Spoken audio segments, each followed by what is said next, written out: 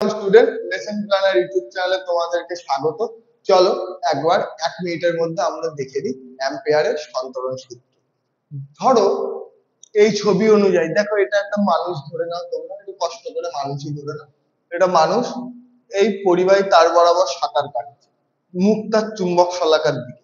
তার বাঁ হাত যেদিকে বিক্ষিপ্ত হবে সেই দিকেই, মানে বাঁ হাত যেদিকে গতিশীল হবে, এই চুম্বকের উত্তর মেরু সেই দিকেই বিক্ষিপ্ত হবে। অর্থাৎ ধরো এইটা চুম্বক শলাকা, আমি একটা সাঁতারু, পরিবাহী তার এইদিকে তড়িৎ প্রবাহিত করছে, আমি সাঁতার কাটছি। আমার এই বাঁ হাতটা যেদিকে বিক্ষিপ্ত হচ্ছে, অর্থাৎ এই উত্তর মেরুটা এইদিকে। এটাই হচ্ছে অ্যাম্পিয়ারের সন্তরণ সূত্র। তাহলে ভালো ভাষায় কি বলবে?